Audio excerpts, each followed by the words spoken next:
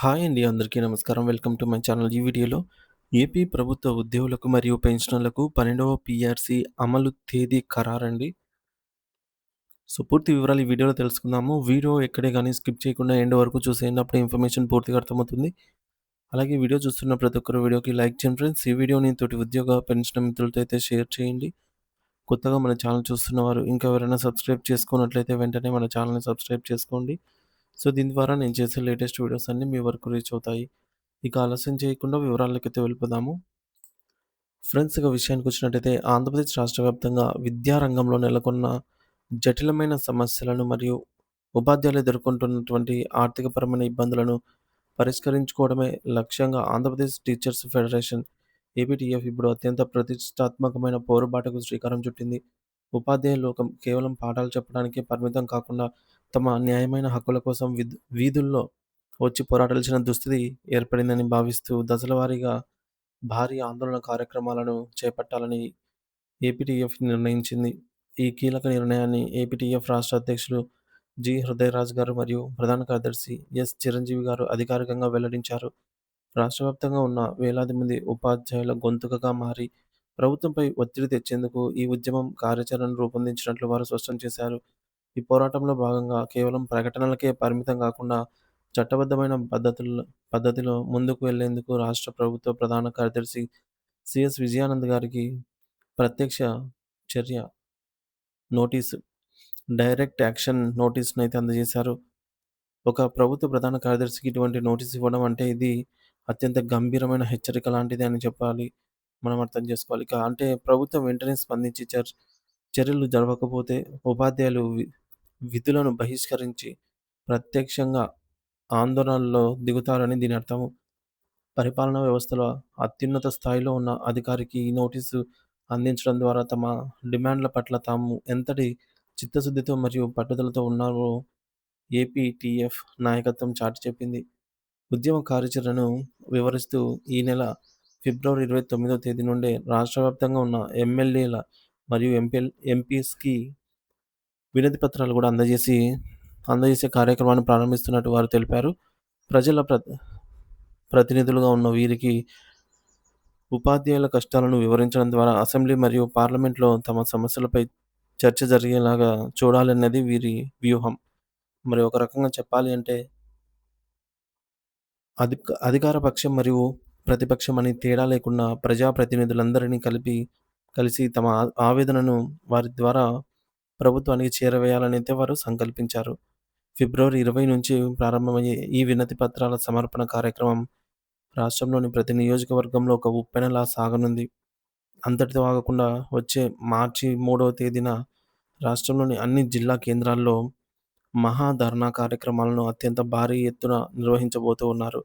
ఈ మహాధర్నాలు జిల్లా కలెక్టరేట్ల వద్ద వేలాది మంది ఉపాధ్యాయుల భాగస్వామ్యంతో జరగనున్నాయి.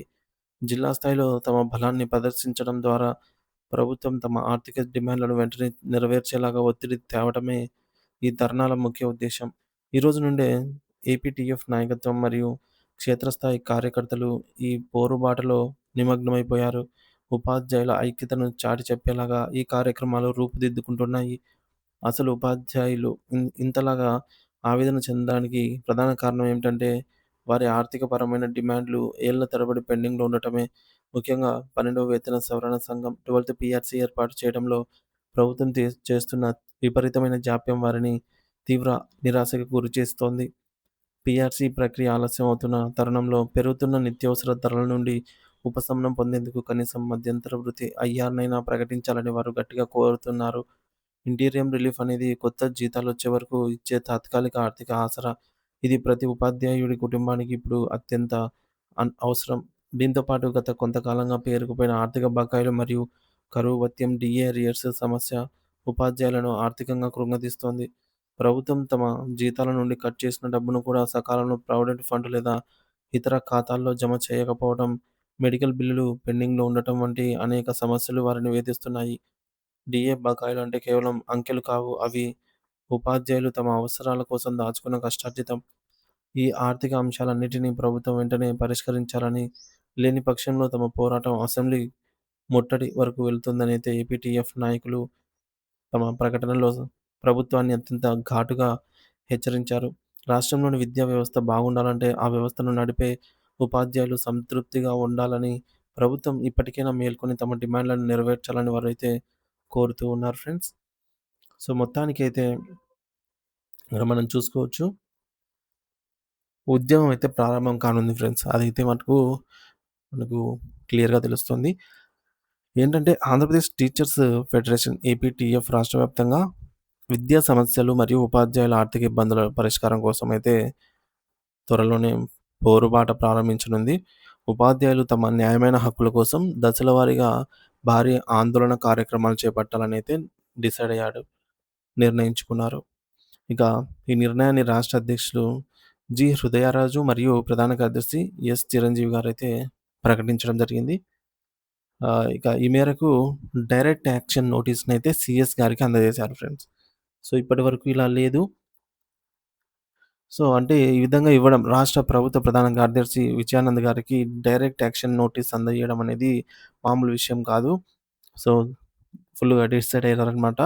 ఇక ప్రభుత్వం వెంటనే స్పందించకపోతే విధుల నుంచి బహిష్కరణతో పాటు ప్రత్యక్ష ఆందోళన గూడా చేపడతామనైతే ఈ మేరకు హెచ్చరిక జారీ చేయడం వంటిదనమాట.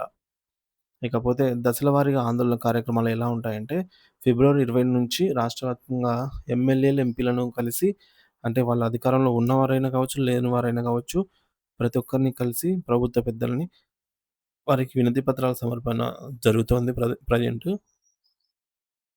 ఇకపోతే అసెంబ్లీ మరియు పార్లమెంటులో సమస్యలపై చర్చ జరిగేలాగా చూడాలి అని జెప్పేసి వారిని కోరతారనమాట. ఇది ఫస్ట్ స్టేజ్‌లో. ఇది జరగలేదు అంటే మార్చి 3వ తేదీన రాష్ట్రంలోని అన్ని జిల్లా కేంద్రాల్లో మహాధరణ కార్యక్రమాలు కొనసాగుతాయి. సో, జిల్లా కలెక్టరేట్ల వద్ద భారీగా ఉపాధ్యాయులు పాల్గొనడం గూడా జరగవచ్చు. సో, ఎందుకు జేస్తున్నారు వీరంటే ప్రధాన డిమాండ్ ఏమిటంటే 12వ వేతన సవరణ సంఘం 12థ్ పీఆర్సీని తక్షణమే ఏర్పాటు చేయాలంటున్నారు. అలాగే పెరుగుతున్న ధరల నేపథ్యంలో కనీసం పీఆర్సీ ఆలస్యం అవుతుంది గదా! కనీసం ఇంటీరియం రిలీఫ్ ఐఆర్ ప్రకటించాలి అని జెప్తున్నారు. ఇక పెండింగ్‌లో ఉన్న డీఏలు చెల్లించాలి. జీతాల నుండి కట్ చేసిన మొత్తాలను పీఎఫ్ లేదా ఇతర ఖాతాల్లో జమ చేయాలి. పెండింగ్‌లో ఉన్న మెడికల్ బిల్లులన్నీ కూడా క్లియర్ చేయాలని జెప్పేసి ప్రధానమైన డిమాండ్‌తో అయితే ఉద్యోగులు పోరాడుతున్నారు. ఇక ప్రభుత్వానికి హెచ్చరిక ఏంటంటే డిమాండ్‌లు నెరవేర్చకపోతే ఉద్యమం మరింత ఉధృతం అయ్యే అవకాశం ఉంటుంది. ఈ మేరకు అసెంబ్లీని ముట్టడి ఉపాధ్యాయులు, ఉద్యోగులంతా గూడా అసెంబ్లీ ముట్టడి దాకా వెళ్ళే అవకాశం గూడా ఉందని హెచ్చరిక ప్రభుత్వానికి జారీ చేశారు. ఇక విద్యా వ్యవస్థ బాగుండాలంటే ఉపాధ్యాయులు సంతృప్తిగా ఉండాలని గూడా ప్రభుత్వాన్ని కోరారు. సో, ఈ విధంగా అయితే జరుగుతుంది ఫ్రెండ్స్. దీనిపై తదుపరి అప్డేట్ ఏదైనా వచ్చినట్లయితే మన ఛానల్ ద్వారా అందిస్తాను. Thank you for watching this video.